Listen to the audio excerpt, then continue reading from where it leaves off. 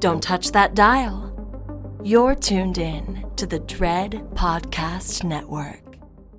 Welcome to Development Hell.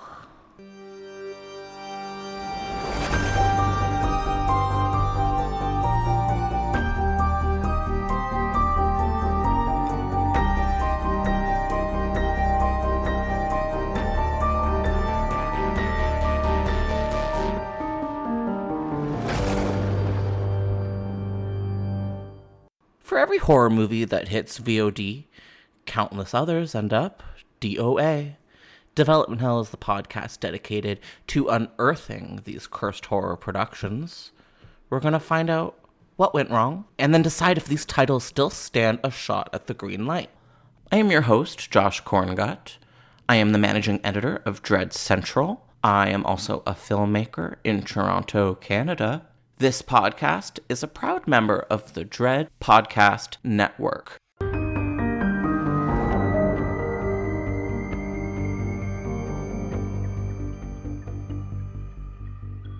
Hi, everybody, and welcome back to a brand new episode of Development Hell. Today, we are continuing into our second season of Halloween is Cancelled. So this is the occasional Development Hell miniseries where we unearth unmade Halloween films all October long. And we're right in the middle of it, episode 3. Today, we're going to be signing into Smith's Grove Sanitarium to reveal Halloween Asylum. But we're also going to be talking about all things Halloween 9, the never-made follow-up to Halloween Resurrection. And I know, yes, I say this every week, but today we are truly joined by a very special guest, Nick Phillips. Nick is a former development executive for Dimension Films and one of the shadowy overlords who was actually in charge of developing Michael Myers films. Nick, how's it going? Josh, how are you, man? I'm so excited to be here. I think that's the first time I've ever been referred to as a shadowy overlord, and I like it. I think it fits. If people still had business cards, I'd put that on there for sure. But no, thank you for having me, Josh. It's a real pleasure to be here. I'm a really big fan of the podcast. Super psyched to dive into these unrealized sequels with you. Can you introduce yourself? Like, who are you? What's your childhood trauma? Like, what's your whole deal? Oh, gosh. Do you have that long on this podcast? No. Yeah. My name is Nick Phillips, primarily a producer, also a writer-director at times, but mainly a producer. Been in the business almost 30 years. I was a studio executive for 15 of those years, 9 years at Dimension Films, as you had previously mentioned, 6 years at Sony Screen Gems. I co-ran a genre label called Revolver Picture Company for about 5 years. I was a freelance producer and a producer for hire for many years. I was head of production at 2 small companies in the last few years, one called Creator Plus, one called Yale Entertainment. At the moment, I'm actually starting a new genre label with some noteworthy friends, so we can talk about that on future podcasts, but that is sort of in its nascency right now. I'm super excited about it. Be able to talk more about it coming months. But yeah, that's my long history. And I think my childhood drama is watching too many scary movies, watching too many slasher movies in my early teens, I think. Oh my God, you and me both. And we're going to get to know Nick pretty well in just a second. But as I said, we are going to unpack all things unmade Halloween 9 in its various forms. But we are going to focus specifically on the script Halloween Asylum by writer Matt Venne. Yep. So starting with you, Nick, how did you become a horror fan? Where did that all sort of start? As previously mentioned, I'm not kidding. I watched horror films at a obnoxiously young age, and I don't know if that was my late parents' fault or not. I don't know if they were even paying attention, but I had 2 brothers. I have 2 brothers still. I'm the middle. And, you know, I grew up, I talk about this, by the way, there's a book of essays called My Favorite Horror Movie, which I guess I'm inadvertently plugging. If you ever read that, you'll hear me regurgitate a little bit of that. But I grew up in the era of VHS, right? And so the local video store was called Errol's Video, Arols, Errol's Video. And they had like a 4-movie limit, right? You could rent 4 movies at a time. So me and my brothers would go into the horror section, beeline for the horror section, look for the craziest, goriest box, right? Because all those the box art in those days was amazing, and the crazier the better. We'd rent 4 movies at a time, whatever it was. And you and I talked about this a little bit beforehand too. Everything from old Universal classics, you know, The Wolfman, Frankenstein, Dracula, all the way up to, you know, what was then current in the 80s being slasher films. We'd rent the 70s classics, Hammer movies from the 60s, just everything we get our hands on. And we just fed ourselves a steady diet of horror films. And I guess I'm admitting to a crime here, but we would record them. I owned 2 VHSs. We were lucky enough to own 2 VHS machines. and we would record those movies. You could fit 2 on a VHS tape. So we'd do 2 movies at a time. Sometimes I'd record one while we slept. So it was just this little factory of, recording horror films for constant ingestion. And really the ones that stood out from my childhood, of course, were like the Carpenter Thing. Was a movie that my brothers and I just were horrified by. Jaws, I saw at a very young age. Alien I was about 7 when I saw that movie. Damn. Again, that's that era, and that's that kind. And of course, Friday 13th, Halloween, like that's really was that formative era for me and the kinds of movies I watched. So I became a horror fan just by simply just watching them near constantly, not even during Halloween season, but year round. And I also was lucky enough to have a camera, one of those old home video cameras that was so big it would rest on your shoulder and it would take like 1/2-inch tapes, like VHS tapes. And I'd make little slasher movies with my younger brother. My older brother, I think, was too cool and old at that point. But my younger brother and I would make little slasher movies. So yeah, just ever since I can remember, I've loved the genre and just always kind of wanted to get into it however I could, as a filmmaker or what have you. So you have, in fact, produced for some of the most iconic horror franchises out there. How did you sort of start in the world of producing and developing? I moved to Los Angeles for a brief period in 1996. I worked at an agency. I was an agent assistant, but I didn't want to be an agent. And some friends in New York, I'd gone to college in New York, and some friends of mine said, hey, one of our roommates is moving out. Why don't you move back to New York? So I just dropped everything and moved back to New York because I really missed it at that time. Moved to New York, and you'll love this, Josh. There really was no internet. So there was this book called The Hollywood Creative Directory, this giant book.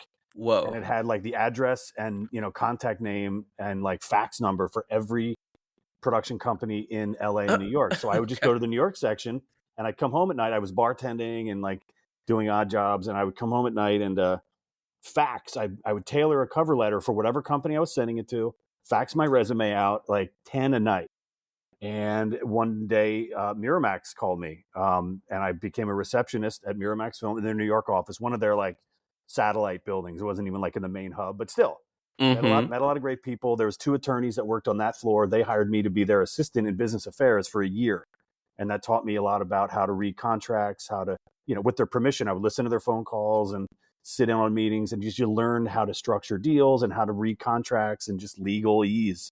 Whoa. Right. So, but I obviously wasn't going to get promoted to become an attorney. So there was a bit of a ceiling on that job, but it taught me a lot about, deal making and how things were structured. And then a friend of mine on the Dimension side, because Miramax and Dimension are sister, brother and sister companies. A guy I knew on the Dimension side he said, hey, I'm leaving the company. Do you want to come be the assistant to these 2 dudes? Their names are Andrew Rona and Richard Potter. And they were the SVPs of Dimension at the time. He said, do you want to be their assistant? And I interviewed with them. And it's funny, in the interview, they kind of say, and like not in a nefarious way, they say, hey, are you like a Dimension person or a Miramax person? Because Miramax was known for making these really great like period pieces and Oscar movies and all that stuff. But Dimension was making, was making the down and dirty genre movies that made a lot of money. So I was like, yeah, I'm a Dimension person. And I wasn't just saying it to get. So yeah, I started as an assistant in 1998 at Dimension. I became an executive in 2000. I moved out to California in 2003 and worked in their LA office for 2 years. So I was at the company and left in 2005 to go to Sony here in LA. But yeah, so I was there for 8 years. And once I got into Dimension, it was all genre all the time. Working on, I wouldn't say work, as an assistant, you got to give notes. So I was giving notes on things like Scream 3 and H2O and, just kind of starting out in like the Dracula 2000 movies. And here we go. Anyway, we can get into all that. But yes, that's how I started. I just faxed my resume and started started as an entry level position and found my way forward. When we first started talking, I was not fully aware of your resume, and I quickly found out that you, in fact, have produced some of my favorites. Yes. So I want to talk a little bit about the different franchises you've been involved with before we head into Halloween. I know that Hellraiser is a big one of them. I know that Dracula 2000 is another. Which of the landmark horror sort of canons have you been involved with? Well, first of all, yes, Josh, I was listening to the episode where you had a couple of great guests on. I'm sorry, I'm forgetting their names. Kim and Kat. They were awesome. Yes, sorry. Yeah. I'm sorry, I forgot your name. Kim and Kat. They were great. And you guys were talking about the Michael Myers versus Pinhead Unrealized movie, which I have a story about for later. But Josh, you said you loved the movie Hellworld. I was driving, Hell and yeah. I said, out loud, I was alone in my car. I said, I knew it. I knew there was one person out there that liked that movie. Hell yeah. So I liked you right away, even before we started talking. I said, this guy's great. He loved, he liked Hellworld. Yes, I worked on the Hellraiser franchise. So again, to give you some context, in that early, and this, we spoke about this a little bit too, in that early 2000s period, it was like the straight to DVD boom, right? Like the DVD market was thriving. It was a great way for studios to enhance their bottom line. It was just a great ancillary revenue stream. So everybody was making direct-to-video sequels. So I was about, I don't even know, maybe 26 at the time. And the higher ups at Dimension said, hey, we're going to make direct-to-video sequels to like all of our franchises, and who wants to be in charge of that? And I don't know if I was the first to raise my hand. I think some of the folks working there at the time were a little older than me, and they had maybe they were, the age I am now, and they had families, but they didn't want to spend years in Romania. But I was like, oh, I'll do it, because we shot them all in Bucharest in Romania. So yeah, we did 2 sequels to Dracula 2000, called imaginatively titled Dracula 2 and 3. Did Mimic Sentinel, the third Mimic movie. Did 2 Hellraiser movies, and did 2 more Prophecy films. So for me, that was Prophecy. a great, this is all when I was still in my 20s. So it was a great way just to learn, right? To really understand the production process and development. Like we would just come up with ideas for these sequels out of thin air, because the higher ups would just go, hey, go do another blah, blah, blah movie. And you'd have to sit there and go, okay, well, what can we do? So yeah, it was just a great way to learn how to develop movies, and then how to go make them and be on set and figure out how to do it in a foreign country. And yeah, so my first, however many, 10 movies, if it had a colon in it or a number or a subtitle, I was your guy. It was always Nice. any kind of sequel or like the subtitles was always that fun part too. Let's call it Resurrection or Legacy, or all those commonly used subtitles. Those are my favorite. Yes, I really learned quite a bit and did a lot of those direct-to-video sequels in the 2000s for Dimension. Yeah, so yeah, quite a few. Yeah, anyone that listens to this podcast knows that I am an apologist for early 2000s direct-to-video sequel, and I do think Hellraiser Hellworld kind of symbolizes that really at its core. So it's an honor to have you here today. I appreciate that. I do. That was a really, and well, that's a whole nother episode. But Hellraiser Deader and Hellraiser Hellworld were shot back to back. We prepped them at the same time, but we shot them in one movie and then another. We had about a week in between the 2 movies. So and neither one of them were based on. Both of them were made from other ideas that were then kind of admittedly like shoehorned into the Hellraiser mythology. But those ones were crazy to make, and so I really do appreciate you taking the time to be nice and say you like those movies. No, it's not true. A lot of people do, because they don't respect camp, and I do, and that is why those movies are so especially What's funny precious. Though, and I know some filmmakers claim they knew at the time they were making camp. I'm going to break that tradition and tell you we didn't think we were making camp. Of course, that's why it's camp. We were making a straightforward movie, right? And then suddenly you watch, you're like, holy shit, this is campy as hell. And yeah, of course we meant to make it campy, but we did not. I'll tell you right away. Pinhead with a big cleaver? That's camp. And I'm so grateful for it. I think I told you this offline, but I saw someone with a T-shirt recently, a Hellworld T-shirt, and I've never been more jealous of anyone in my life. That like the Matrixy green numbers and Evil Pinhead, goes online, man. We saw that one shoot. We were like, all right. I mean, that's about what it is, right? The funny tagline, the great tagline, and the quasi Matrix graphics. That's all you need. God. So thank you for your service.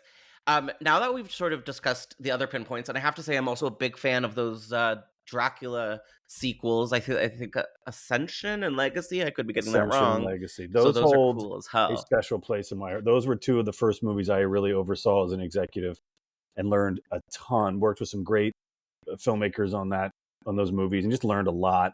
Mm-hmm. I did mention to you on our first conversation that a lot of those sequels we would just use other movies as concepts and just kind of, I wouldn't say rip them off. Hell yeah. But so I told you that Dracula Legacy, Dracula 3 was sort of basically Apocalypse Now with Dracula. And then Mimic 3 was just Rear Window with cockroaches. You see what I mean? Like we would just take concepts of much, much better movies and just say, hey, let's do Rear Window with cockroaches, or again, let's do Apocalypse Now with Dracula. So we were just kind of figuring it out as we went along. But again, it was really a big learning process for me, and those movies really are special to me. So truly, thank you for watching them. I Well, and appreciate those it. ones are not camp. Those are like, No, I think pretty people dark. don't know, like they're good. So if anyone Yeah. has not seen them, I think people are turned off whenever they hear Dracula 2000. I think it's just That's the fact campy. that I mean, that just yeah, alone is that movie's campy. camp Yeah. as fuck, and I Yeah. love it. But just the But the other title two, is so no. campy. Oh Yeah. my god! I mean, and I'm a fan. And it stars like millennium pop star Vitamin C. So Yep, the first one. gotta get Yeah, in there. Dracula 2000, Vitamin C in Yeah, it. yeah. And then we had a really fun like repertory company of actors on all those direct-to-video. Like some would come back, like Lance Henriksen was in a couple. Mhm. Corey Payton, who's in Walking Dead, was in a couple. Jason London, Jason Scott Lee, who else? Kari Wurr was in a few. It was great. Like there was actors that would just kind of come back and you know, be in a Dracula movie, then come back a month later and do a Hellraiser movie. It was cool. It was just really fun, you know. Yeah, I miss that era so much. I miss the DVD era, but maybe one day Me we'll too. find ourselves in something similar. Who So knows? now we found ourselves Yes, getting closer to Haddonfield, I think. indeed. You have worked in the world of Michael Myers a couple of times, right? So Mhm. you was was H2O the first time that you sort of were hands-on with a Halloween film? Yeah, and again, at that point, I was still an assistant, so my involvement was, you know, basically more in the development end. You know, you'd get a draft, and everybody would call together their notes, and some were implemented, most were not. But just to be able to see like Kevin Williamson's treatment come in, and everybody was immediately like ingested it and read it, and we're like, oh my god, this is so cool to read Kevin's take on a Halloween sequel. So yeah, it just again, it was not super hands-on, involved in very tangential levels, very young and sort of lower on the hierarchy at that point. But Mhm. yeah, just to kind of even be on like the sidelines and see the new drafts come in, and to be around for, you know, I would sit near the casting person's office, so you hear about who they're going out to, who they're getting, and I thought that was really fun. It was one of the, I don't know if it was one of the first, but again, it was one of the, it seemed like one of the first movies to kind of retcon things in the sense that like other sequels just didn't happen, right? Yep. Like the idea with H2O was it's a sequel to Halloween and Halloween 2, right? After the hospital movie in 81, this movie was a direct, they forgot about the Thorn trilogy, yada, yada, yada. So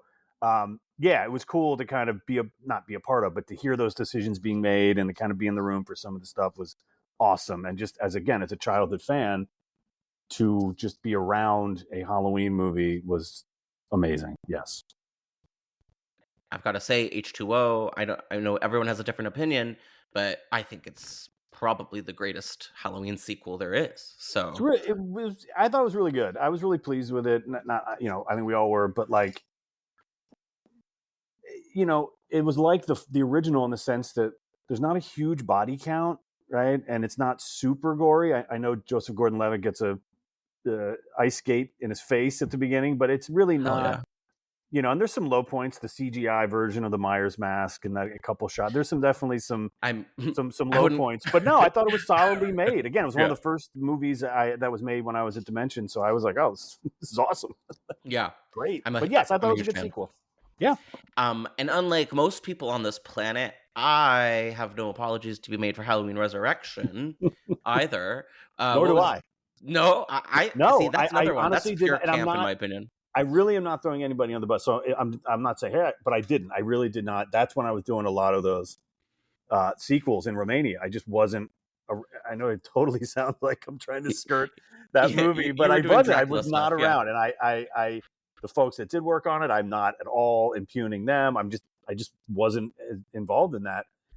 You know, again, as a team or as a company, we would become more involved. Like for test screenings, you know, maybe you give a note, like you'd go to the test screening as a company and you'd hear the audience reaction or see the audience reaction as the movie's playing, and then hear Mhm. their comments in the focus group afterwards. So, but no, really was not super involved in that movie. And I don't know, maybe that was, I don't know, but I was then assigned Halloween 9. So I don't know if that was because again, I don't know. Right. So maybe somebody went, let's get this dude to do it. He had nothing, you know, New blood. he's been Yeah. in Romania for like a year. So maybe, again, I don't know. I'm utterly speculating, and I am not at all trying to speak ill Hey, of the folks who did work on Resurrection. So just to be clear. Listen, everyone knows that this podcast is pro-resurrection, but to my understanding, yeah, that's when they brought you on board to sort of Yes. really get involved with the development of the next sequel. So we'll call it Yes. Halloween 9. Right. So what was the start of that journey? How did that begin? It really was just that simple, where you get a call from, somebody up the ladder, and they say, hey man, you got to go hear pitches and try to figure out what the next Halloween movie is going to be. And I'm like, okay. So you just start calling agents and managers, and you say, hey, send me a writing sample of somebody who would be great for and so it's a combo. So you go out to agents and managers, you get a bunch of samples, you read them, and you go, oh, this person would be good, or that person would be good. And Matt Venne was on this list. You have a short list of people that you like working with already, that the company likes working with. So again, you go out to some of the go-to people, you read you read a ton of samples, and a couple of them might jump out at you, and you go, okay, excuse me, the person that wrote this movie, let's have them give a pitch, or hey, so you just start hearing pitches, dozens and dozens, whether they're verbal, whether they come in and pitch you the movie in the room, or whether somebody sends you a treatment. We just started getting in a bunch of stuff, and it's funny, and we don't have to jump in yet, but reading these scripts for these unmade sequels was like seeing an old friend. It was just so funny, like reading these, and it was really apparent. It kind of jarred my memory a lot. It really shows, and you probably would concur. Clearly, the mandates were like, Freddie Harris has to come back. It has to be something to do with Smith. I do remember all this now, where we really wanted to focus on Smith's Grove. That seemed like a logical place to go.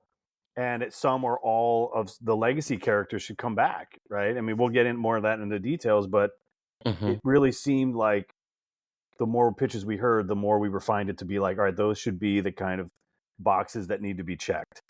Smith's Grove, legacy characters, and a returning character from either H2O or Resurrection, or both, right? So fascinating. But again, I mentioned this to you the first time we spoke. I wish I still had it. There is a Word document somewhere, somehow, of every with the log line of every pitch that I heard over however many months. Again, the bosses at the time were like, hey, where are we on this? We need to see, I want to see a huge, layout of the log line for every pitch you've heard. So I wrote it up, and God, I wish I still had it, because I honestly want to say there was like 50 to 60 pitches. Oh, damn. And again, at range, it wasn't like I was sitting there 50 or 60 times hearing somebody give me an hour-long pitch. Some of them, again, were just treatments or whatever. But yeah, we heard a lot. And it ranged from, of course, there's one in space. You're not going to do a 9th movie and not hear a pitch for the antagonist, or the villain not going into space. There was one set at like an amusement park, kind of like what Hellfest, something like what eventually happened with Hellfest. Yeah. He was on like a ship, this big experimental ship out to sea, and they were trying to the military was like trying to harness his evil to make like super soldiers, and just things like that. Like we just heard a bunch of stuff like that. People are nuts. Didn't you say the amusement park one had like a real wild title? Abusement Park. Like Halloween Abusement Park? Halloween : abusement, which is just, again, shocking. I'm not trying to impugn anybody. If that person is listening, but it's just like, it's a cruel title. Yeah, it's just dark. It's just a mean title, man. I just can't see that on a poster, and I can't see, hey, let's go see Abusement Park. It just sounds mean. It sounds insane. And, and we're complaining about Resurrection. Just imagine alternative history of fans. Exactly, if that had come out. So, but keep in mind, and I'll say this, and again, once we get into the details of Asylum, Freddie Harris coming back in some of these drafts was not an accident, or that was not a decision made in a vacuum. I know there's a lot to be said about Resurrection, but at the test screenings, that character tested extraordinarily high. Audiences loved Freddie Harris. Yeah. And highly rated in all the focus groups, and you ask people, and you look at the cards after the research screening, you're like, wow, everybody loves Freddie, to the point where they added new scenes, and we went and reshot stuff to add Freddie into the movie more. I think that scene in the hotel where he's watching the Kung Fu movie, and it was all new. And oh my God, I love that. So again, and I know there's a lot to say about Resurrection, but again, bringing him back felt like a logical thing because audiences loved him. So again, that wasn't just like, whatever, we'll bring Freddy back. It was pretty conscious. That gives me an idea. So I'm assuming you heard that Miramax won the TV rights to Halloween I recently. sure did. Okay, so now we have I have a perfect pitch for them. It's greenlit already. Dangertainment. That's the name of the series. Yep. Because if it's a connected TV universe, you can do things like that. Right? Do a whole Dangertainment series. Whole Dangertainment series, 8 seasons. Get Busta back. Yeah, Busta's, he's still around. He's and, alive. he's charismatic and, all that. So, yeah, if I was making the decision, Josh, I would stamp that. Yeah, rubber stamp that. I think we have something on our hands here. But you know what? Never mind about the future of Halloween. We're still in its past, and yes, we're about to dive real deep into Halloween Asylum. So this is Let's do one it. of these unmade Halloween 9 pitches that, luckily we got the script for, thanks to you. So we got to take a full dive into this whole story, which is, like a horror nerd fan come true, and I'm really excited to dig into it. Before we start, let's talk a little bit about the writer. We're talking about Halloween Asylum, written by Matt Venne. People may remember his name from, he's written episodes of Masters of Horror, Fear Itself, Creepshow, and also films like The Exorcist of Molly Hartly, White Noise 2, and Acts of Vengeance. Were you friends with him? Like, what was your connection with Matt? Yeah, friendly, meaning like there was just a small handful of writers that I and other folks at Dimension knew or worked with. So no, I would, and I'm not saying this, I'm saying this in a good way. I was friendly. Like I wish I was better friends with them, but I can't say that we were like super tight friends or anything. So yeah, friendly, worked on a couple other things, or at least, had him pitch on a few other things. And they'd always send me, his latest spec or whatever. And it was always that kind of thing where you kind of circled each other looking for ways to work together. I was very good friends with his agents, who I'm actually still friends with. I saw one of them recently at a show by the band Ghost, like 3 weeks ago. Hell yeah. I saw one of his agents. So he just was always around, Matt, and just a solid, as you mentioned, he has great credits, as you just listed. So he was always just this guy that, we were just looking for ways to work together. So any open writing assignment that came my way, Matt, as I mentioned earlier, Matt was one of those like shortlist people where you go, oh, let's give it to Matt, and see what he can come up with. So yeah, he was always around and delivering good work. And, I was excited to kind of go a little bit farther on this one, not go the distance because it didn't get made, but go down the road with him a little bit on this one. And it was, again, really interesting to read these scripts. It was like an old, I don't know, like an old comfortable blanket or something. you already used the old friend metaphor, but yeah, it was really interesting. I hadn't read these scripts in a couple decades, right? So it was a really cool experience to open these up and really dive back in. And it's fun. It's like getting to watch a new Halloween movie that I haven't seen. It kind of was, right? That's a great way to put it. It really was because there's been so many, there's been others since, right? So you're like, oh, this is sort of like what if, right? Because you've seen where other people have taken it with the recent trilogy and all that, and you're like, oh, you kind of picture it in your head, and you go, yeah, it's like a new Halloween movie. That's a great way to think about it. This would have been 90 times better than Ends. Okay, so I attempted a bit of a premise, like putting a premise for this together. Yep. Can I give it a try? And you can tell me what you please. think. Yes. All right. So Halloween Asylum. After the events of Resurrection, Michael Myers finds Freddy Danger and murders him at a seedy motel. This is where he is caught by the feds and taken to Smith's Grove. A few years later, the night of his scheduled execution, the hospital's power falters, allowing Michael and the other residents to unleash. But we have a new character, a Dr. Loomis type, Dr. Crane, and he is ready because he remembers what happened in 78. So the second shit goes down, he locks down the hospital, sort of like what we saw in House on Haunted Hill. So this traps all of our lead characters, as well as a camera crew, in the asylum with Michael Myers and a number of other highly dangerous psychopaths.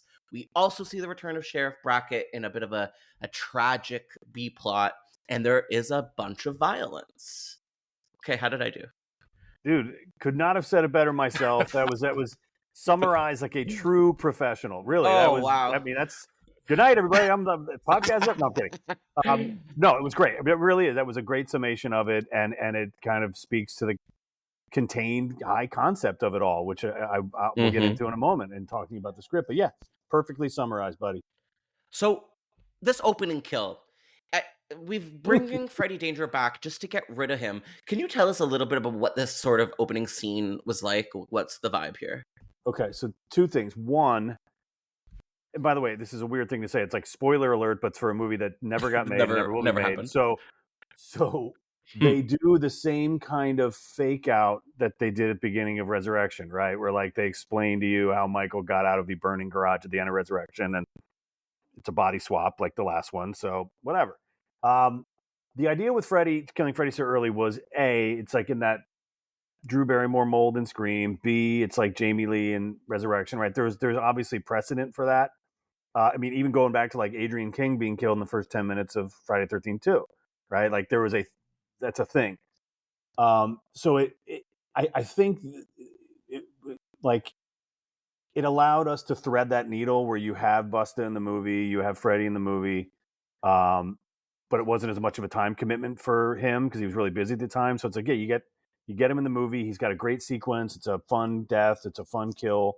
Great cat and mouse kind of thing where there's all those other Myers masks and stuff in his room and, cool visuals. You get to use him on the poster, but again, you only need him for like maybe a week or something, right? That's all he had. So it's a way to kind of bridge it to the previous movie and then a fun kind of reversal to go, oh, the guy we think is our hero is not, oh my God, and then you switch to your new protagonist. So it just was in keeping. The idea was basically just in keeping with that time-honored tradition of offing the previous survivor in the first 10 minutes of the subsequent movie. But because it's not Laurie Strode, I feel like it's more fun. I feel like it's a little more permittable. And clearly, Laurie Strode's death in the previous movie was like 100 times more significant. But yeah, Freddy again was a popular character from the previous one, so I was like, yeah, let's bring back Freddy and give him this spectacular death, and see if he's up for it. And he has fun with it too. Like Michael sort of pins him, I think, to a wall with a knife, and he knows, or with something, and he knows he's going to die, so he spits blood in Michael Myers' face. Yeah, says "fuck you" and dies. Yeah, and I have a little list here. I took notes. Your and I's notes, by the way, you sent me notes earlier, are really similar. So, and I'll get to all these. There's so many callbacks in the script, and the first one is that, like pinning Freddy to the wall, and Michael doing the head tilt, right? In the first one, with Paul in the kitchen. I think it's Paul in the kitchen. In the original one. So yeah, that was the first callback right away within the first, whatever that was, 10 pages. Yep. You go, okay, nice. There we go. Like Matt definitely, and again, there's a lot more that I'll list, but yeah, Matt definitely honors the script in those little Easter eggy ways. So yes, so the first, right off the bat, you get Freddy coming back and then he's summarily dispatched. But you know what? We're having a good time. And maybe I didn't read it closely enough. Was he set up, do you think, by like the cops? Like, was he like bait so they could trap him, or was that just luck? I did not read that. I mean, okay, I made up. To my knowledge, no. But I did not get that off the page. But that's funny. I did not. But they found him. They got him. An interesting inference. Yeah, that's cool. No, not to my knowledge. No. Well, and then they do something that I find always semi-hilarious in these franchise films. Is then we put him on trial. So then Michael Myers goes on trial for the opening credits, which I love and is nuts whenever they do it, because they did it with Freddy on the TV show, I think, at one point too. And they were going to do it with Jason in a movie, which I think would have been hilarious. Yeah. So tell us about these opening credits. What do we see? So at the time that the first treatments and stuff came in for this movie, we were shooting Feast, the Project Greenlight movie. So I'm sitting there on set, and I was just reminded of this by Patrick Melton, who him and Marcus Dunson have been on your podcast. But I was reading, they were sort of, asking me how the treatment is. And I mentioned that Jason goes on trial. So we kind of started doing this whole thing, like the Southern lawyer, and say, Mr. Myers, did you or did you not kill the, I remind you, sir, you are under oath, because all I said to them was Michael Myers on trial. And we started just riffing on this like horrible, bad version of that. Because it just sounds, you're right, on paper and out loud, it sounds insipid, right? To have this trial scene. I mean, at the very least, he's not in the courtroom, right? That I forgot. When I read it, I'm like, oh, right. Oh, he's not? Yeah, there's a little line in there. It's like he's not. He doesn't appear in the courtroom because he's too dangerous. So he's like, I want him in the courtroom with his mask on. Yeah, he's like in absentia or whatever, right? So okay, he's not there because that's like Mr. Myers, I'm talking to you, sir. You are under oath. We just had these horrible versions of it that we would act out on the feast set. So, I'm yeah, disappointed. I mean, it just was a way to have a credit sequence.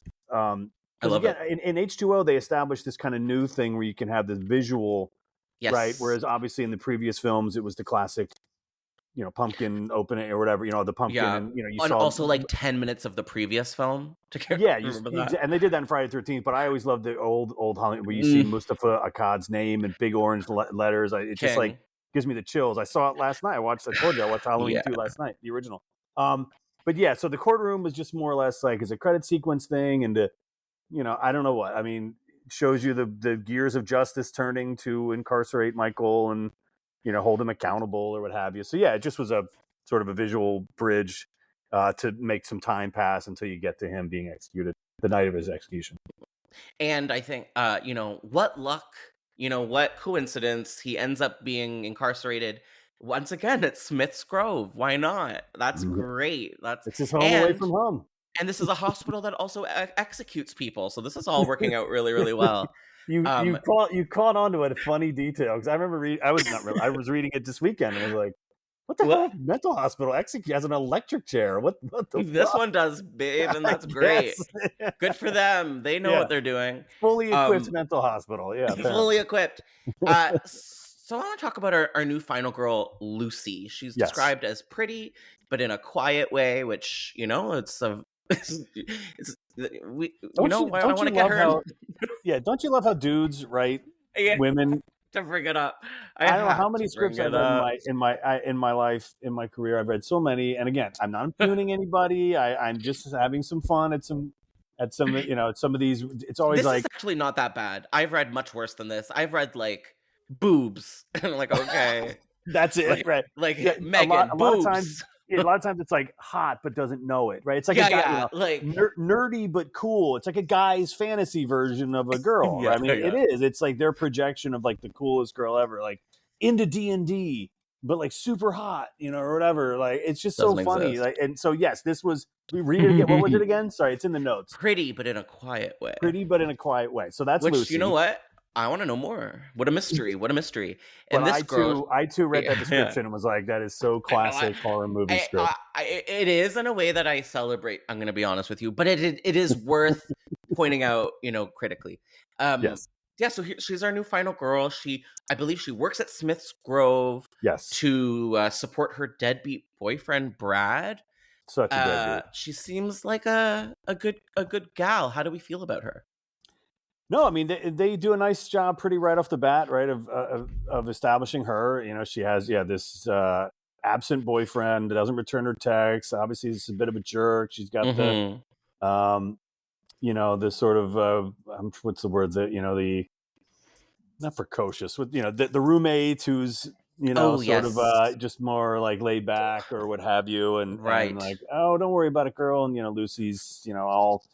Uptight or whatever, and so they establish her in her her little world, and then she obviously, lucky for us as readers, works at Smith's Grove. Yes, so she's got to get a ride to work because that jerk Brad's not taking her.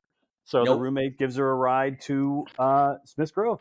And what was funny though, I mean, it does strain credulity where she's like, "Oh, I totally forgot the execution was tonight." Oops, that would be me. Wait a minute, that would be me. And I'm like, oh my god. Michael Myers dies tonight. I totally forgot it. So sorry. Yeah, I forgot to put it on my phone. Shit, oh my god. I didn't put it on my Google Calendar. Yeah, exactly. I got the PST wrong. Okay, I have an idea for this. So if I put you on the spot, I apologize. But like, who would play her today? Okay, it's funny. Blue sky, because I have someone in mind, but I want to know what you think. My significant other, my girlfriend, is a casting director, and right before we started this, I sat here. Right where I'm sitting, and she was sitting on the other side of my ear. I'm like, because I was trying to think of that. There's actually a bunch of names I could say because like there was actresses that read for every one of these movies that I did. Right, to be honest with you, I just don't want to mention their names because it's not like insulting, and it's not. It would just be funny if they're like, "Who's this guy dropping my name on a podcast?" But no, there was definitely like a group of great young actresses who would just read. All the time for these movies in a good way, right? You're like, oh, great, they're going to be. Yeah, so I'd rather just hear your name. I don't want to like drop anybody's name and have them go, who the fuck is this guy? You know Singer what? should have been in Halloween 9 20 years ago. I don't know. I just feel like it might not be. You're lucky because I have my development hell hat on today, not Okay, my good. Dread Central hat on, so I won't Good. press you. But if I had my Dread Central hat on, you'd be in danger. So, okay. So I was picturing, and this might be a little reductive, but hear me out. Go ahead. A Florence Pugh type, like a la Midsummer. Yeah. You know, tragic, but yeah, very tragic. You know, pretty in a quiet way. Yep. You know, capable, but like kind of pissed off. Yeah, and look, and Florence like set the template for today's modern heroine. I mean, that Midsummer performance alone is like one of the best. Not final girl. I mean, she actually is an interesting final girl in that movie because she's like happy to stay where she is. But yeah, no, that's I agree. So it's an actress that would have those qualities, but could also handle the kind of could carry the movie, right? Could really be the lead of the film and not just sort of be boring, window dressing, wallpaper or something, right? So, I mean, look, at the time, you would have gotten somebody like quality like that, and there's like 5 or 6 people that we thought of. They're like, oh yeah, and they're all still working, but again, I don't know, I wouldn't want to just start dropping their names without their permission. There was some really good. Offline. Yeah, I could. But yeah, there's some really good. There would have been some really great choices for that, for sure. By the way, cool. I'm sorry to interrupt you. Yeah. I mean, like, what's so great is you look back at H2O and like Michelle Williams is in that movie, right? It's like a Oscar multiple winner. Oscar, multiple nominations. And oh my god, 2 Oscar winners in that movie now. Jamie Lee Curtis. H2O? Oh, and Jamie Lee. Holy nice call. Nice pull, dude. Yes. Yeah. Two Academy Award winners in H2O. I love that. Very cool. Yeah. I don't know if Janet Leigh had an Oscar. Probably not. So. I'm usually really good at Oscar recall. I don't know. She might have been nominated for Psycho. She might have been nominated for Psycho. We'll look. We'll look that. We'll look. I could be told somebody right now is going, dude, shut up. She was not. Anyway. And go ahead. You know what, Josh Hartnett, he's got a chance one day. You never know. One good movie. What's funny is he always had that. He was in a lot of Dimension movies, and he always had that same haircut. That fucking weird haircut, that which I hear he insisted upon. Kind of, yeah. It just was his. It was his look, So weird, but I love it. There's some other characters I want to touch base on because I think that the characters in this film are pretty great. I think that they're pretty distinct and likable. For the most part. Janet Leigh was in fact nominated for an Oscar for Psycho.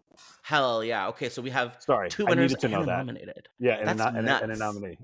Sorry, I interrupted you. Please start again. No, that's and what was that kid in? The guy that plays the nerdy boyfriend. Wasn't he in something good too? What, in H2O? Yeah. Adam Honberg was in The Ice Storm, the Ang Lee movie. Oh, that's such a good movie. He just comes from that movie, I believe, The Ice Storm, yeah. Was it? I think he was in Jumanji also. Or something like that. Yeah. Because I think, yes. And let's look that up too. This is why I really celebrate it when a nerd gets to fuck in a movie. I really think that's great. Exactly, right? I mean, they deserve love too. Of course. So he was in The Ice Storm and Jumanji, correct. Other eye characters in this, we've got Regina, who I believe is the head nurse, who in my mind I was picturing Octavia Spencer energy. Yep. We've got or Regina King, and I know that's an easy. Yes, she'd be great. An easy assumption because her name is Regina, but immediately they would be. They both be great. It reminded me a lot of the nurse in Halloween 2, which I cannot remember her name, and I just watched it last night. The cutie blonde one. No, she gets bled out. The head nurse. Yes. Yeah. There's some nasty deaths in that. Same character, because again, I was always when I read this, I was trying to look for like Easter or allusions to the previous film, so I didn't know if that was on purpose to make a kind of a similar character. Oh, interesting. We have these security guards. One named Sam Smith, which I find very funny. I thought that was funny too. Yeah, queer icon Sam Smith. Yeah, because Sam was not famous at that point, so they had no idea. Right? I thought that was really funny. Yeah. And Bill Jenkins. So Sam Smith is like the younger security guard. I think he's in the late 20s. He's nervous, and there's Bill Jenkins, who's in his 50s, and he sort of knows what's going on. So two things there. One, I love that it's Sam's first night. This shit show of an evening where it's like they're executing the most notorious, serial killer, and he's like, "Hey, it's my first night." And Sam acts as the cipher in that scene, right? Meaning he's the Yeah. person that doesn't know anything. You know what I mean? So like, Yeah, totally. everybody tells him, and by association, the audience, what all this means, because he's the one that's like, "What does that mean? Who's Michael Myers? What is this?" So like, And it's he's fun. he's the window for the audience to for all this exposition. And he's so tragic because, spoiler alert, he does die. He And does. right before he dies, like, he's sort of having a panic attack, and someone's like, Yes.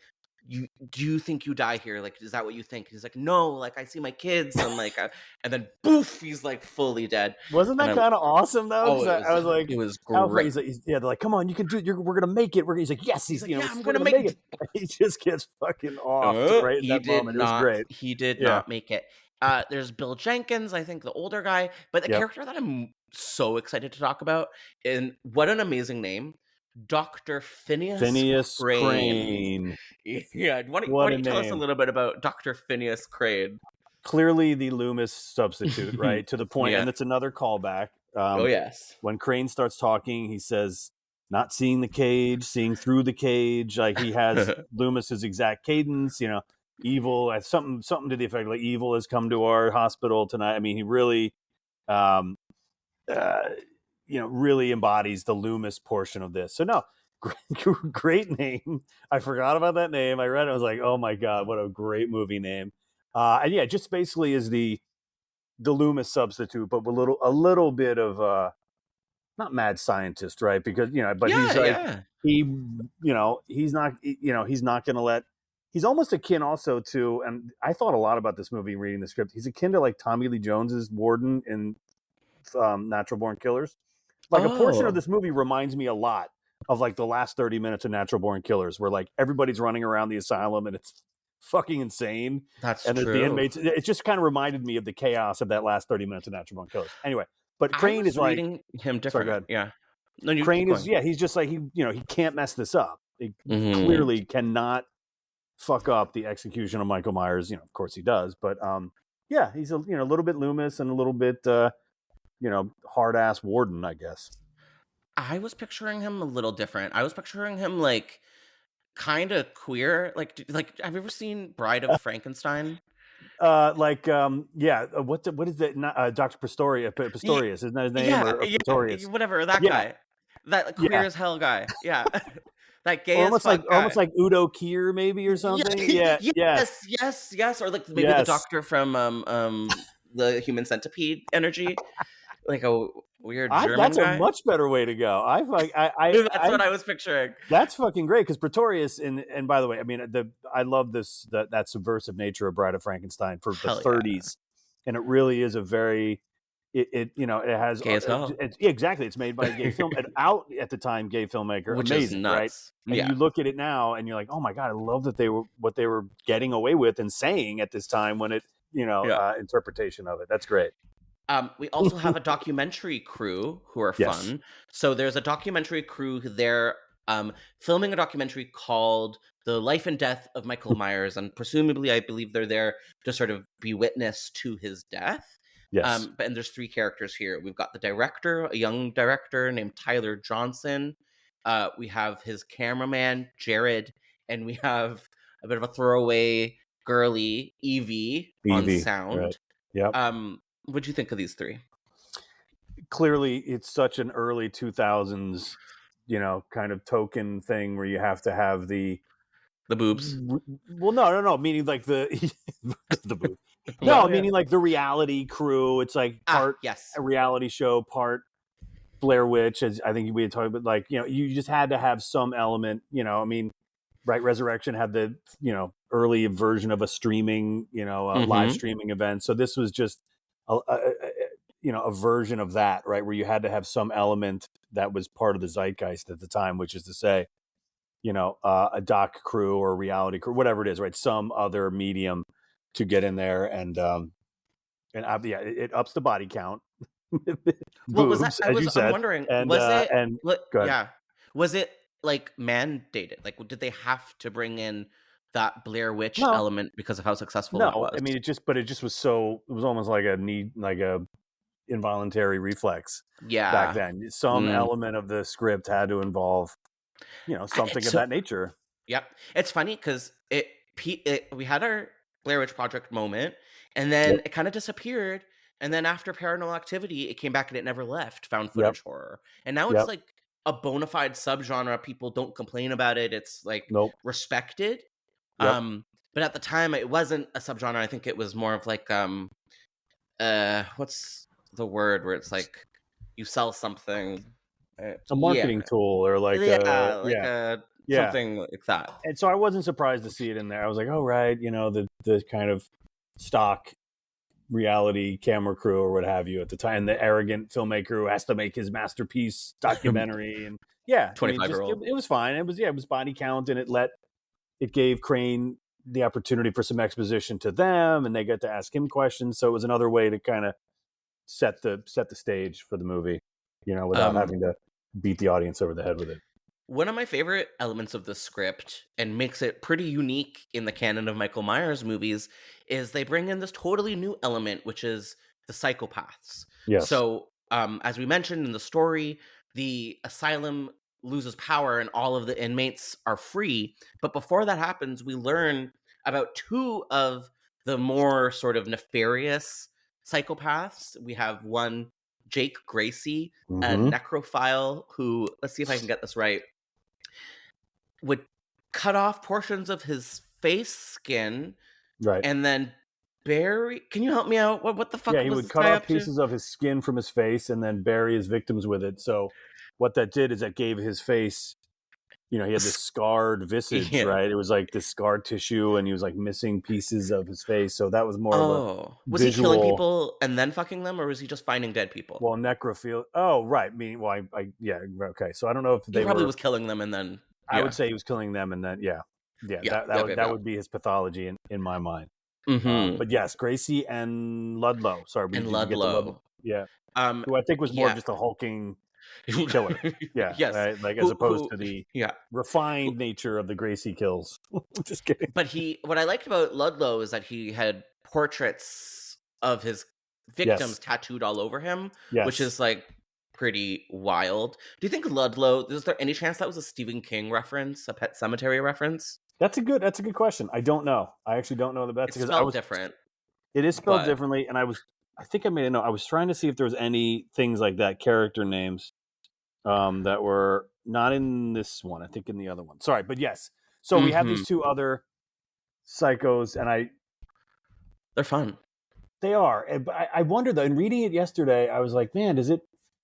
And we'll get to it when they really have their moments. But I was like, did it take away from Michael? You felt like it added, right? I mean, I felt like it took the focus away from Michael, but it also added a lot of craziness to the script. I think both points are valid. I think that they do take away from Michael, but it does kind of switch up the formula in a way that we've never seen before, like having there be other dangers, like other antagonists. It reminded me of like King Kong, right? Where there's like Kong is on the island, but there's dinosaurs or Spiders. Giant snakes, right? Whatever it is, right? It just when he faces them down at the end, that's what it reminded me of, is Kong killing the other dinosaurs on the island and stuff. That's I like that a lot. I will say, I think Jake Gracie, like, there's potential there that maybe wasn't totally met. 100%.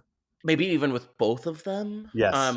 Fun idea though, but yeah, it did become like set pieces of just people. It did, because then like even after he escapes, Gracie starts converting people immediately. Like so fast, people start to peeling their skin off their face, he's and a so cult he has leader too.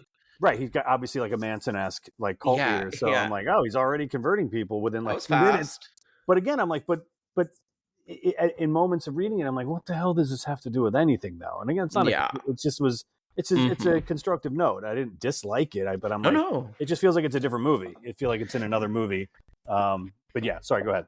I mean, it's still better than Ends, so it's true. Sorry, I thought you were going to say Resurrection. No. We'll talk about Ends another time. Yeah. So those are sort of, I think, our characters, our main characters. Yeah, these are who we're dealing with, and then as this hospital goes into lockdown, which did give me a House on Haunted Hill vibe in a way that I liked, because I love that One movie. other callback was when they look out the window, the film crew sees the inmates running around. She says, since when did they let them There's an exact line from the original. From Halloween. Yeah. What's Was the it? line? Since when do they let them wander around? So he writes the exact same line, I which was is a great. Another again, I have a whole list of callbacks here. We'll get to, but yes, I I remember thought that that was line. familiar. Of Yes. course. That's cool. It's a scary But yeah, line. it is. It's a great line. It's a great line from the original. Yeah. But yeah, so yeah, the power goes out, of course, inevitably, and Michael, the execution goes horribly awry, and that's really where the concept kicks in. Right now, they're all trapped in there together. They are, and they have to survive the night, as they always say. So yeah, and at that point, I think they've set everybody up pretty well, and then you get right into the main concept. And one thing I will say. And again, Patrick Melton and Marcus Dunson mentioned this on their episode. It really was, I was talking earlier about the kind of mandates. It really was important to the folks at the top of the chain at Dimension to have that execution scene. Like it was, Patrick and Marcus spoke about it, but they really wanted that on the poster. They wanted Michael Myers in an electric chair. That was a big thing. We must have the scene where he almost, where he's about to get electrocuted. The execution of Michael Myers was really something they wanted to lean into. I don't know. Was it like just a personal thing? Like someone just really wanted it? No, it just if they couldn't see the poster, they didn't want to make the movie. It really is that simple. Like so reductive. They reverse engineered it to be like, all right, they'd hear a pitch and be like, okay, great, yeah, but what's the poster? And then they come up with a poster and like, oh, okay, now I know how to sell the movie. Let's go make it. Right. So they really thought that image of Michael in a electric chair would be worthwhile. So that's why it's in there, is my point. That was one of the mandates. Again, it was always about Smith's Grove, and in this case, it was about the execution. Michael in electric chair. It's just so bonkers, but I like it. I think someone that we sort of forgot to mention is you were talking about how they wanted to bring back some legacy characters. Yes. And the legacy. So, do you want to sort of let us know what the other legacy character? So, Sheriff Lee Brackett is back in this film, which I thought was awesome. I remember at the time everybody was really high on the idea of bringing back Charles Cyphers as Sheriff Brackett. And at the time, his look, he had aged a bit, obviously, in between the movies, and he looked like Donald Pleasance. He had like this goatee, it was like kind of salt and pepper goatee, and we saw a picture of him, and and he even looks like kind of the new Loomis. So I thought bringing him back was a great idea. I was super excited about that. Side note, you should look up who Lee Brackett really was. I don't know if you're familiar with Lee Brackett. She's a famous screenwriter, and she wrote science fiction novels. She's like a pioneering writer in science fiction, and she wrote Empire Strikes Back, crazy. So her name is Lee Brackett. You should look her up. I will. So it was really great. But my problem is, Josh, he is horribly underused in this movie. He gets nothing to do. Again, spoiler for a movie that you'll never see.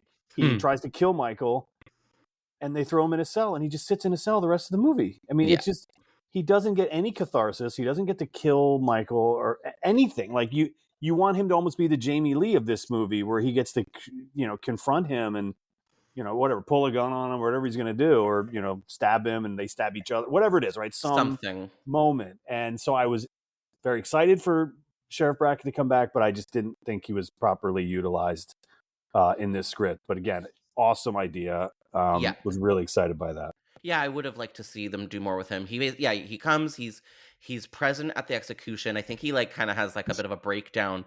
He pulls out his gun and is going to kill Michael, and then they throw him aside.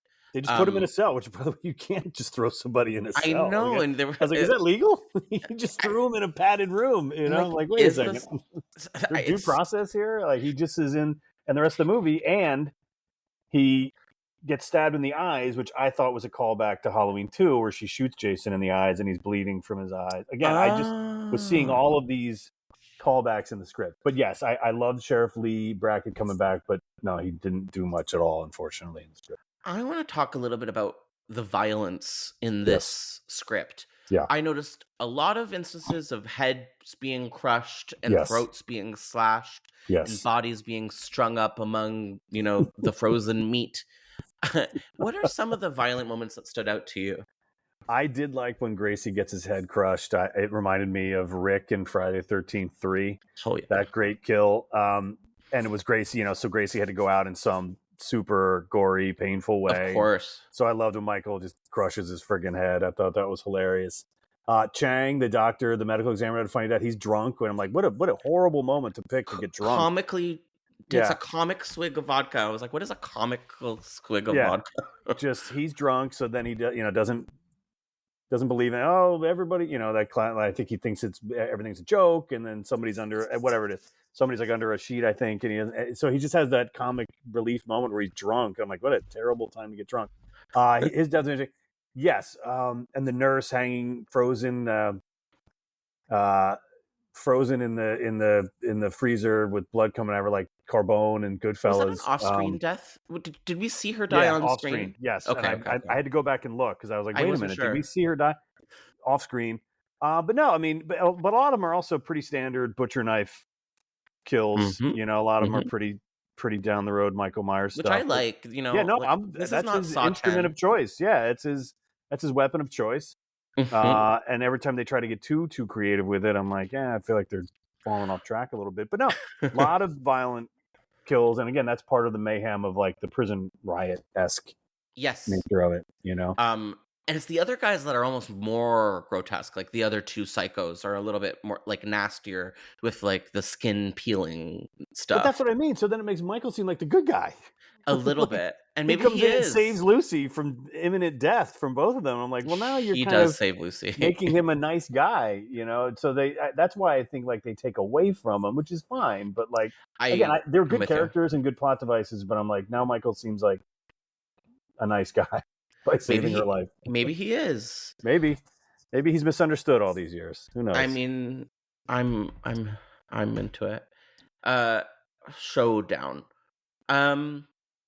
It gets a little confusing at the end. So let's talk a little bit about the finale, like the third act. How, in your opinion, does this script, what's going on in our third act? It's always so funny how the third act of horror movies is always densely written because there's no dialogue. It's always people, like we call it sneak and creep. Okay. It's always people just fighting and running down the halls and fighting off killers, and it just was like, so you get into that end and they're all just running around and there's like confrontations and all that. In the very, very end, I thought it was odd that they let her go home. Right? Like, doesn't Lucy go home at the end? Like, she's gone through this horrible idea. I think that's where the final confrontation is. It's like in her house. And the cops are like, get out of here. Go home. She's home in time for trick-or-treating. I know, which is so funny. This all happens really fast. Really fast. It's like, I did notice that. So the movie really does have a real-time feel to it. I mean, that's cool. Okay. I just messed up my headphones here. Not on purpose, but that's what I thought. I'm like, if she's home in time for trick-or-treating, the whole movie took place basically in an hour and a half. Yeah. You know what I mean? While all hell broke loose at the asylum. So I just thought that was funny that they let her go. I mean, I would think that she'd be brought to the station and question her or whatever it is, right? So I didn't think it needed to go to her house. I think he could have ended it, had some confrontation at the asylum. Doesn't someone drive a car into her house? Yes. Who? What's going on? It was. I made a note of that. Was it the doctor? It was, because Crane and her are the two. They're the survivors. Yeah. So Crane drives the house in and kills him, and then when they go to look, of course, Michael's gone. The classic Halloween beat where he's dead, and then you look down and he's gone. Break her house? Does he need to do that? That feels unnecessary. I'd be like, I rent this place, man. I don't own this house. What am I going to say to my landlord? He's like, he's escaped. Although the last moment I do kind of like, which is Michael gets away, and Lucy and Crane are just like peering out over Halloween night as trick-or-treaters are doing their thing, and they're just like, oh shit, I guess we're fucked. And then we hear the Halloween theme song. Yeah.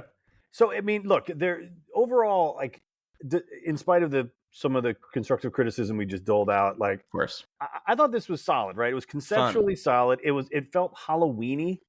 Totally. In the opening, they establish that it's Halloween night, so you get all those great trappings and the establishment of the world, and it feels Halloweenish and feels autumnal, all those great things. Because then you're in the asylum for most of the movie, and at the end he's gone, right? And you can hear the music in your head kick in when they realize he's escaped from the car accident.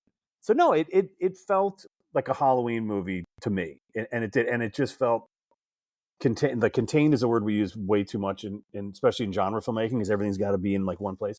But yeah, it was really contained. It was a high concept. It fit in with the mythology, right? Which is to say, it took place at Smith's Grove. You know, it wasn't out of canon, right? It wasn't like, again, he's not in space, he's not at a military base or whatever. You know, all these things we were talking about earlier, but it just felt like it existed in that universe. And it felt like I got a Halloween feeling from it. It felt like a Halloween film to me. I think in a lot of ways it's tighter, more Yes. concise Yes. than a lot of Halloween movies that we've ever gotten. I think Agreed. it's tighter and more concise than the last three.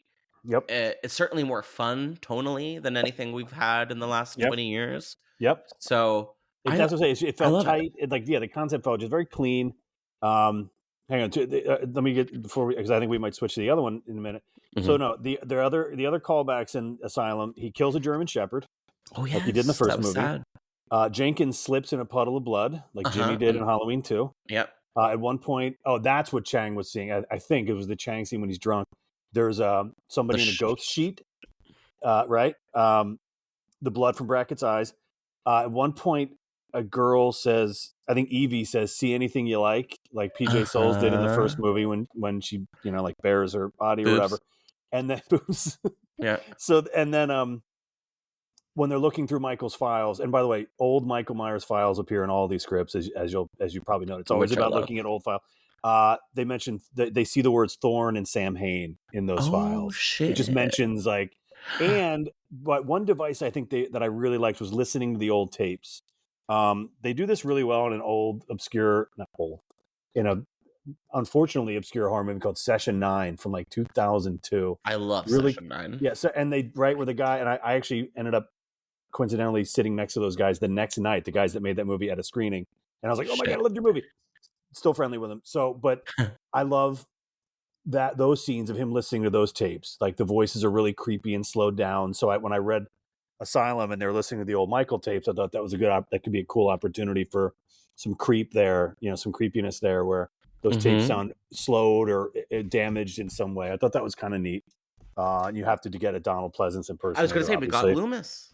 Yeah. You get a little taste of Loomis in there. But it just felt, it felt like a Halloween movie to me in ways that some of these scripts that we might discuss later, some do, some don't, but this one did. Totally. For sure. And it doesn't take itself, I don't know if this is on purpose, but it doesn't seem to take itself seriously in a way that I don't think these movies should.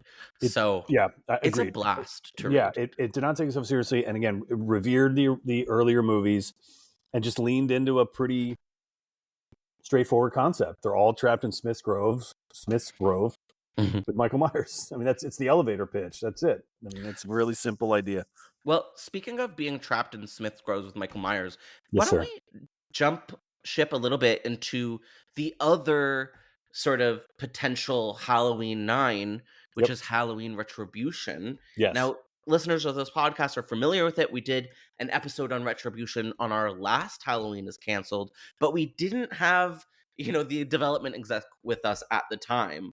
So I think it might be a good opportunity for me to pick your brains just a little bit about this other iteration of Halloween 9 and, how it might kind of parallel what we were seeing in Asylum. Yeah. So it's funny. You talked about this script. It was the same one. Yeah. I always felt like there was another script out there called Retribution, but I remember as soon as I started reading it, I remembered it. And I don't know if I have as much sort of direct knowledge of it, but I do remember this script. This one, let's see, I had some notes on this one as well. First of all, someone's named Dr. Hill, like Deborah Hill. I thought that was funny. I like that, but it's a man. One of the other callbacks was when Freddy yells at the car, it stops, like she does in the first movie. She goes, "Hey, creep! Speed kills!" And First of all, they mentioned the town of Bethesda, which is right near where I grew up. I thought that was funny. It's in Maryland. They leaned into the idea of outlawing Halloween, which we've seen in other Halloween movies, where there's a curfew.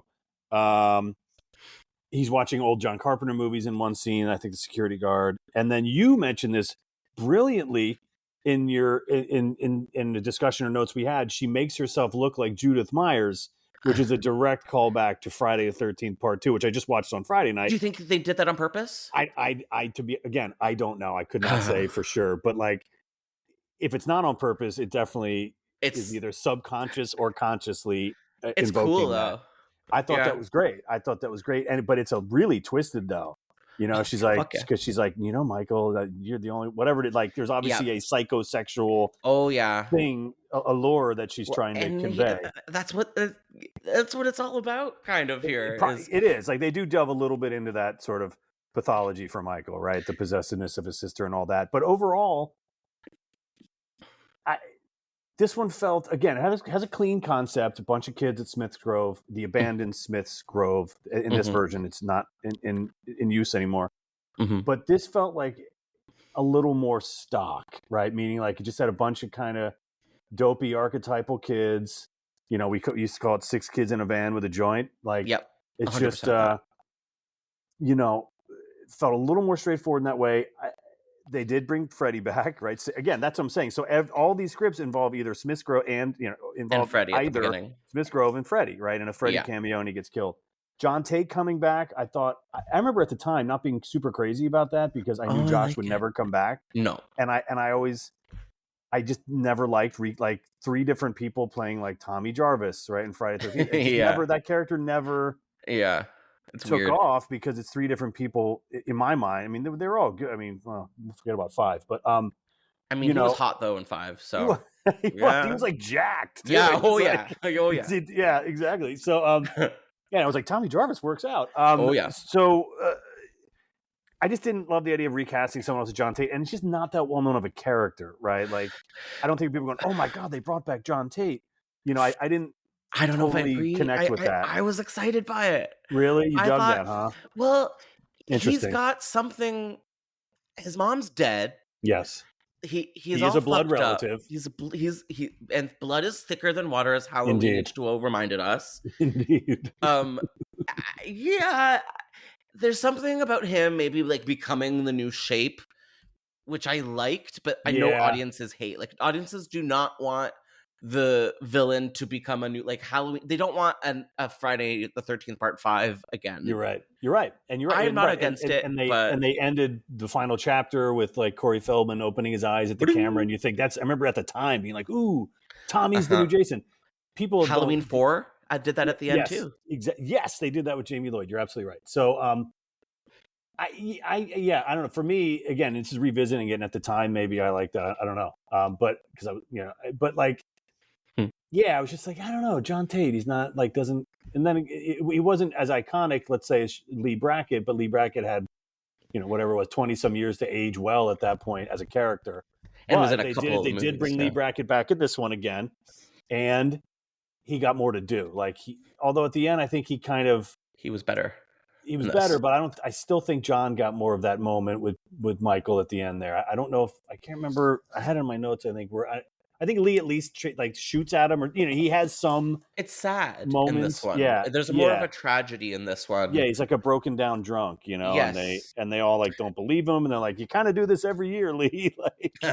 Which I'm not laughing at. I mean, I think sad. It's cool. Yeah. I think it's cool. I think this guy sounds cool to me. But they did make Brackett better. I think Brackett was treated with a little more care respect. And respect. Yeah. Yes. Agree with that, but I don't like, and again, I think you mentioned this in one of our previous conversations or notes. I didn't like that it was snowing. It's like this one didn't feel like a Halloween movie to me because it's all in the snow. It just didn't. This one just did not. I don't know why. Obviously, did not grow up in Canada. Clearly, no. But no, I mean, it snowed in Maryland where I grew up, but no, not on nearly Halloween. As bad as Once every 20 years on Halloween, we'll get a little snow. Not on Halloween. No, you got me there. But no, there was something about this one. And again, overall, I don't think it was as fun of a read for me as a reread, I should say, as Asylum. Had some nice moments, had some nice sequences. Again, really clean concept. Just kids, spending the night in Smith's Grove. Boom, right? So, and again, a lot of archetypes. The nice, sweet main final girl and her crazy best friend and all those archetypes. The brother. Yeah. So. But again, I just the snow thing really threw me off. It That's really interesting. did. It has to be autumnal. Yeah, it's got to be. You're right. the I, leaves and the, and all that kind I of stuff. know, Sorry. but Go Jason ahead. is at his core summertime sadness, but we want to see him in the snow. This is true. And I always say that to people because they go, oh, I like watching Friday the 13th around Halloween time, which I do as well. But I'm like, but technically it's a Course. summer movie. It's They for take sure place in the summer. summer. Those are summer. You should watch them in like August. That's the best time to watch a Friday the 13th movie. Yes, but Did Halloween is they more specifically a very specific vibe. super? It's got a vibe, right? It has to feel like Haddonfield. It has to feel, like Crystal Lake changed so much over the course of those movies because they'd shot them in different states over the course of however many movies. And Canada. And they did. You're absolutely right. Oh They yeah. did. We spoke about that too. Oh yeah. But yeah, it's funny. It's really interesting how I don't really have nearly as much to say about Retribution. What were some? Sorry, I've been talking. What were some of your thoughts on Retribution? I'm with you. I think Retribution it's a little darker. It's a Yes. little scarier, but Yes. it's a little less fun. Like these characters are not as distinct or archetypal as what we were Yes. dealing with in Asylum, and I Yes. really liked that. Although I have to say I liked the ending. There's this finale where we have John Tate in like the ice going underwater Yes. with Michael Myers, and you don't know who's going to come I back did out. like that. Yes, The I really finale did is like kind of that. fun. Yeah. And he comes out with the devil's eyes at the Yep. end. Yep. But I know audiences would be pissed about that if he actually got a movie where he was the killer. So I would like to see a Halloween legacy film with that character as the lead. As John Tate, you mean? Yeah, I think that'd be fun. But Yeah. he couldn't be the killer. But like in the sense that it hits some of those same beats as Asylum, vis-a-vis like bringing Freddy back. So I just think some of the execution of those same beats was just better in Asylum, and Asylum just felt more like a movie that would be made, right? I agree. Retribution just, again, it wasn't bad. It just felt really dark. Yeah, I didn't know any of the kids from the other, right? They all just were kind of like goofball. Not good, I mean, there was like, and am I to believe that kid Noah, he doesn't speak, had some sort of like psychic connection to there was like a thing where he was like sensed him or something, you know what I mean? Like, and I think I misread that, but no, I think you're right. Again, yeah, I mean, so there wasn't, not everybody was totally indistinct. There were some memorable characters. Again, when I read it, I read Asylum and was like, oh my gosh, I completely remember this. I would have loved to have made this movie. Retribution was like solid, work, solid craftsmanship, but just didn't grab me. There. You know what? You were talking about all the references in Asylum, and I think it's pretty clear when reading Retribution that it doesn't have the same reverence for the franchise. That's a good point. And maybe that's one of the things that was the disconnect, right? It didn't feel like, it doesn't mean you have to know the series really well to write one, but it helps. I think so. Or I like it. I personally prefer that, but yeah, it just didn't feel like there was many callbacks, and it just felt like a gloomier. I don't mean that in a good way. It's not. I don't mean that like gloomy and kind of like kind of a bummer of a movie way. Yeah, it's not like moody in its vibe, but it is a little more. It's a little more like downtrodden. But I will say, if anyone out there gets a chance to read it, definitely worth a peek. Correct. For Halloween fans, like yes, it's like a treat to be able to see like this alternative. It is cool. Again, it was really fun to revisit those, and I talked a little bit about it for Taking Shape too a few years back for that book, but really diving back in and rereading them and making notes on them again. It was a huge treat, Josh. So I appreciate the opportunity to do that because it was really fun to revisit those. Yeah, this was an absolute blast today, which thank God it worked out because spoiler alert, we might be seeing you again in the very near future. I won't add to that, but yes, it might be, and I have plenty to say about maybe another one as well. So a little teaser there for the audience for sure. Yes. When our next miniseries, Dracula 2000, is canceled. So if we're gonna jump into conclusions, I have a couple questions for you. Yes. Would we have wanted to see Asylum made? Was it the right choice to reboot the franchise with Zombie, or do we think this would have been the better route?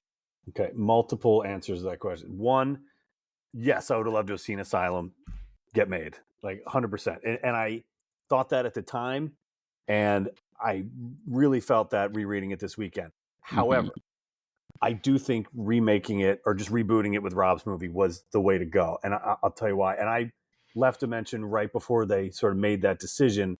But I can tell you the thinking was just like we had looked under every rock or, shaken every tree and just really looked from a million different directions, a million different perspectives on how to do another Halloween movie. And it just wasn't compelling enough, I think, to the powers that be. And again, as a fan and as a horror geek, I was like, man, Brackett coming back. And, I just don't think it was the right time for that. I think they eventually did it in Kills. And I loved seeing a lot of this stuff ended up, and I'm not saying we had anything to do with that, but I'm saying a lot of this stuff ended up happening in the new trilogy, the recent trilogy. And I'm like, oh, good. I'm glad it finally came to be. But like at the time, I just don't think the decision makers felt like that was a compelling enough new movie or a compelling enough next step or new direction or whatever. And I think it was the right decision. If I was sitting in that room and then somebody said, you know what, man, let's just start at the beginning and remake it, I would say yay if I had a vote. So yeah, it was right. It was the right way to go. And I think Rob was the perfect choice because Carpenter's Halloween is, it's got a low body count. It's bloodless, right? It's a very non-violent movie in a way, and comparatively speaking, and it doesn't explain Michael at all, right? So with Rob's, it's like you have to go with a completely different aesthetic, right? Rob has like this like hellbilly thing, right? Where everybody has like long greasy hair and it's really violent, and Michael's like super angry and violent in that movie. So I thought it was interesting, right? You weren't going to try to just remake Carpenter's movie at that time. You had to do something completely different with it, and I thought they did the right thing by giving it to Rob and letting him make his version of it. I think I agree with you. I'm not a fan necessarily of the zombie movies, but I think financially speaking, Oh my God, yeah, people don't care about Sheriff Brackett. 2% of the people you're seeing right. these movies would care about that, especially in 2007. Yep. So I think to keep the franchise alive and to stir up interest, yeah, I do think they made the right choice. 100%. That's what was so heartbreaking, right? Because Brackett, and there's some other. Well, actually, no, we'll maybe get to that on the other one we're maybe talking about. Yeah, but the legacy thing at the time just wasn't clicking. You're right. No, at the end of the day, nobody cared, and that was a bummer. But it was the right thing. I agree. Do you think that there's a chance at all that we could see even aspects of these scripts ever get used? That's a really awesome question, and I thought the exact same thing when I was reading them, or I asked myself that same question. Yes, I mean the short answer to give you is yes, right? I would love. I'll be totally frank with you. Like I have some friends I'm working with. We've already started knocking on the door for how the hell to get involved with these TV cinematic universe. Yeah. And again, total long shot, but we know a lot of people involved, right? And all of these people I'm talking about, we've all worked on the Halloween franchise at some point or another. So, and I thought about that. I'm like, man, I was trying to figure out if they own these scripts or who owns these scripts and if you were allowed, because there's really neat sequences in all of these scripts. There's at least one or two scenes where I'm like, that's fucking cool. Man, it'd be so great to repurpose that for something else, right? So if they're trying to build out this whole cinematic universe with Halloween, there's a trove of stuff in these old scripts. So yes, to answer your question, I would love to see some of these old scenes or ideas or sequences show up in new material. Yeah. Okay, you got to promise me I get Dangertainment 8 episodes on Peacock, though. You have to promise me. I really do love that idea. It's so funny. Kudos, man. I think that's great. Pitch it for me. Okay, so before I let you go, what are you up to these days? What are you working on? What's going on? As mentioned, we've all had to kind of not sit on the sidelines, but we've all had a fairly quiet year in some ways with the strikes and everything. So I think it gave everybody a chance to, put things together that maybe they weren't able to do so before, have the time to do. And, it's kind of this time of like new ideas or new directions combined with the urgency of just really wanting to get back to work. And that idea of like, hey guys, we can't just sit here and do nothing forever. So that being said, I got to look at my desktop. I have like 4 projects, almost all of them are 5 that are all genre. And as I alluded to earlier, I'm starting a new genre company with some great people that I cannot wait to talk to you about at some point. But literally, it's in its infancy. It's a little, Whoa. amoeba of an idea, or an embryo of an idea. Sorry, I should say. But there's some really great people involved, and we already have like our first.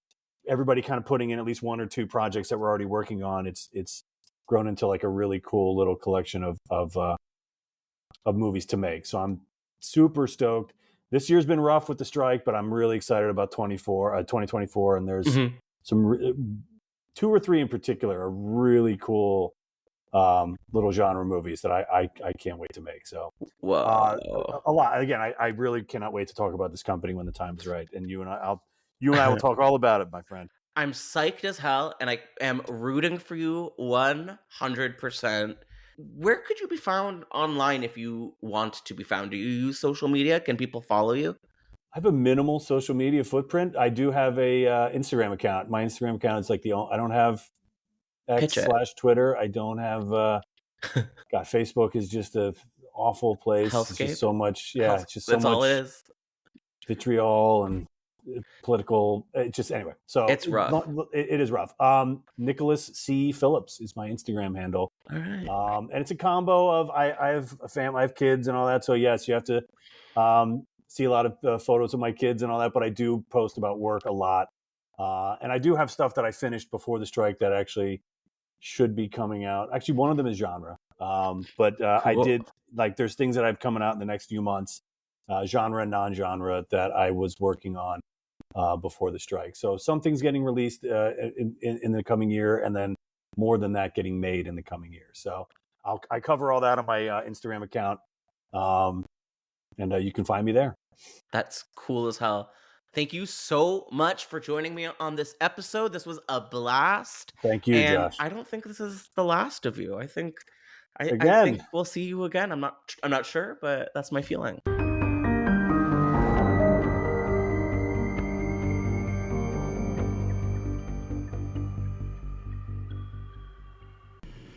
Thank you so much for listening to Development Hell. If you enjoy this podcast, then please do us a major favor of leaving us 5 stars and writing a positive review. It really makes all the difference in the world. We'll see you next week with a brand new episode of Development Hell. Thank you for listening to the Dread Podcast Network.